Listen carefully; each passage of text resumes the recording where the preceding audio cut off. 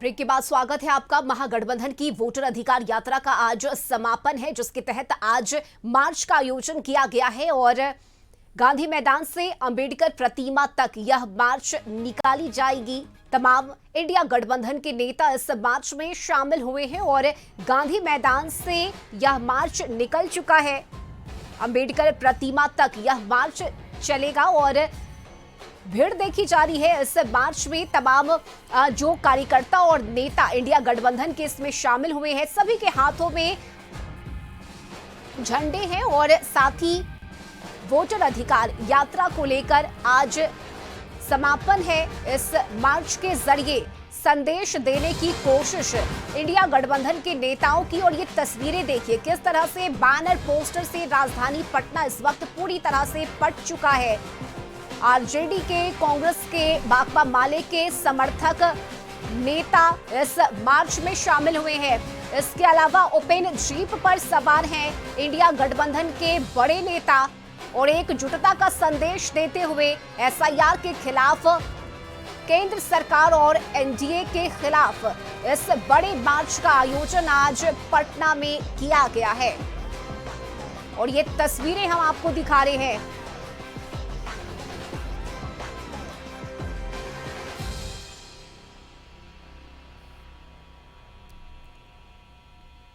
तो सासाराम से इस यात्रा की शुरुआत हुई। वोटर अधिकार यात्रा के जरिए जनता तक अपने संदेश को पहुंचाने का काम महागठबंधन के नेताओं ने किया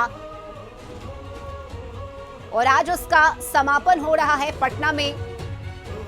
शक्ति प्रदर्शन है ये इंडिया गठबंधन के नेताओं का और देखिए किस तरह से ओपन जीप पर राहुल गांधी सहित तमाम इंडिया गठबंधन के बड़े नेता शामिल हैं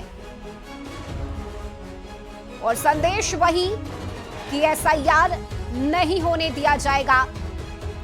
लोगों को उनके वोट का, उनके हक का अधिकार जरूर मिलेगा।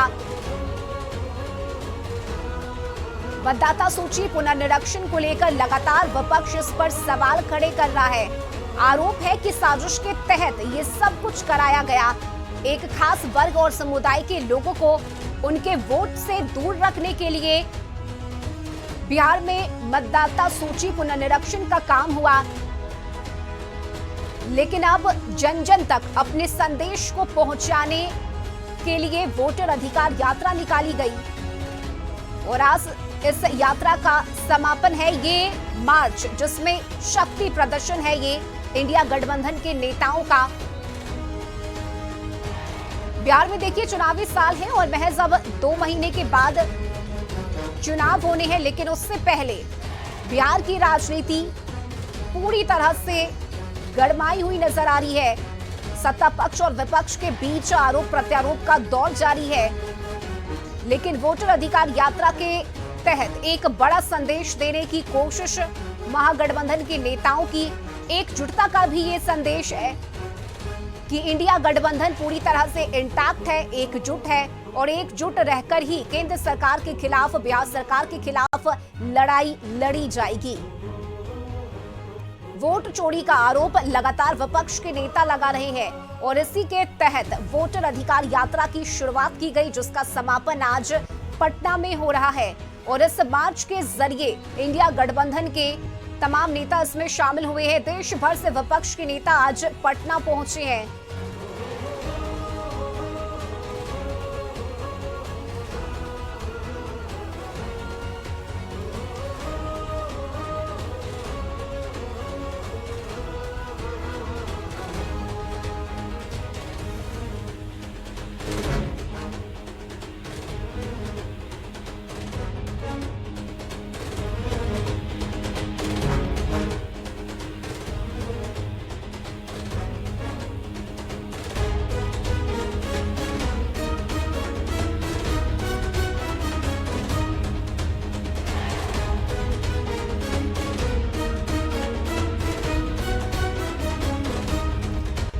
तो देखिए बिहार में एसआईआर की प्रक्रिया के खिलाफ शुरू हुई कांग्रेस नेता राहुल गांधी की वोटर अधिकार यात्रा 16 दिन के बाद आज समाप्त हो रही है। लगभग 1300 किलोमीटर का सफर तय करते हुए 23 जिलों से होकर यह यात्रा गुजरी और आज इसका समापन है। इस मार्च के जरिए वोटर अधिकार यात्रा का समापन हो रहा है, लेकिन विपक्ष के नेताओं का कहना है कि ये सिर्फ अभी एक शुरुआत है। केंद्र सरकार के खिलाफ हम अपनी आवाज को आगे भी बुलंद करते रहेंगे। जनता के साथ जो गलत हो रहा है, जिस तरह से उनके हक को, उनके अधिकार को छीना जा रहा है, ये हम कभी भी बर्दाश्त नहीं करेंगे। और देखिए, इस ओपन जीप पर तेजस्वी यादव, राहुल गांधी, तमाम इंडिया गठबंधन के बड़े नेता शामिल हैं, मौजूद है इस ओपन जीप पर। और इस मार्च के जरिए गांधी मैदान से ये मार्च शुरू हुई है और अंबेडकर प्रतिमा तक इसका ये यात्रा होनी है। राहुल गांधी के साथ इस यात्रा में देखिए किस तरह से बिहार के नेता प्रतिपक्ष तेजस्वी यादव, वीआईपी के नेता है मुकेश सहनी, माले के सचिव दीपांकर भट्टाचार्य मौजूद हैं। राहुल गांधी और तेजस्वी यादव एक ही जीप पर सवार हैं। ये तस्वीरें आप देख सकते हैं, ओपन जीप पर सवार हैं।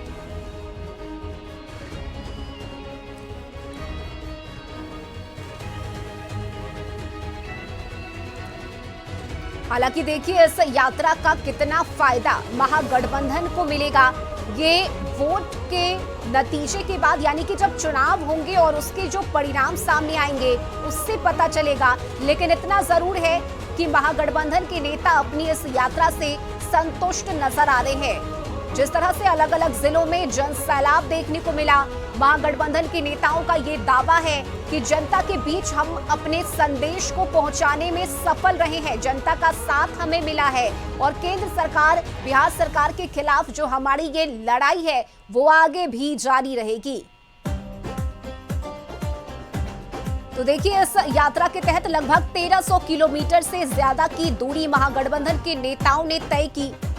110 से ज्यादा विधानसभा सीटों से होकर यह यात्रा गुजरी और शुरुआत हुई थी 17 अगस्त को सासाराम से, जिसके बाद औरंगाबाद, गया, नवादा, नालंदा, लखीसराय, मुंगेर, इसके बाद भागलपुर, फिर कटिहार, पूर्णिया, अररिया, सुपौल, मधुबनी, फिर दरभंगा, सीतामढ़ी होते हुए यह यात्रा पूर्वी चंपारण पहुंची, पश्चिमी चंपारण, गोपालगंज, इसके बाद सिवान, छपरा और आरा होते हुए आज पटना में यह यात्रा समाप्त हो रही है।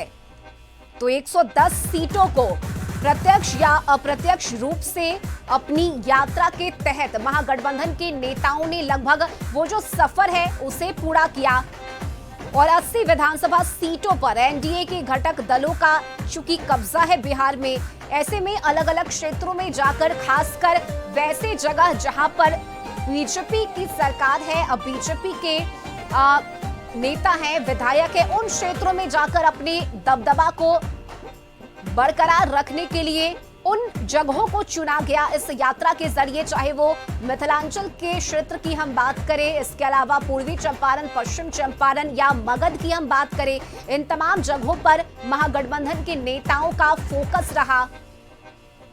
और बिहार में विधानसभा चुनाव से पहले राहुल गांधी ने जिस तरह से जमीन पर उतरकर इस पूरे अभियान को चलाया, वैसा इसके पहले कभी भी नहीं देखा गया, खासकर अपनी उपस्थिति दर्ज कराने के लिए। और कांग्रेस बिहार में मजबूत स्थिति में है, ये संदेश देने की कोशिश भी राहुल गांधी की तरफ से की गई। ना सिर्फ राहुल गांधी बल्कि प्रियंका गांधी भी इस यात्रा में शामिल हुई और वो तस्वीरें भी हमने देखी जब मोटरसाइकिल पर राहुल गांधी और प्रियंका गांधी एक साथ नजर आए थे। यानी ये बताता है कि बिहार में जो जनाधार है कांग्रेस का, वो अभी भी मजबूत स्थिति में है। और इसी संदेश के साथ राहुल गांधी ने इस यात्रा की शुरुआत की और पहली बार ऐसा देखा गया कि किसी राज्य में राहुल गांधी इस तरह से जमीन पर उतरकर अपनी यात्रा को कर रहे हो। तो ये एक बड़ा संदेश है, ये एक शक्ति प्रदर्शन है इंडिया गठबंधन के नेताओं का। और दिलचस्प ये है कि देश भर से विपक्ष के नेता इस यात्रा में शामिल हो रहे हैं। चाहे हम एमके स्टालिन की बात करें, झारखंड के मुख्यमंत्री हेमंत सोरेन की बात करें, तमाम जो नेता हैं उनका साथ राहुल गांधी को, तेजस्वी यादव को मिल रहा है। और बिहार में इंडिया गठबंधन एकजुट, एक साथ होकर यह लड़ाई लड़ रही है। और इस पूरे अभियान में बिहार पर सबसे ज्यादा फोकस रहा कांग्रेस का, राहुल गांधी का। ऐसे में कहा जा सकता है कि राहुल गांधी ने फ्रंट सीट पर बैठकर इस पूरी यात्रा को सफल बनाने की कोशिश की, जबकि तेजस्वी यादव भी उनके साथ साथ नजर आए।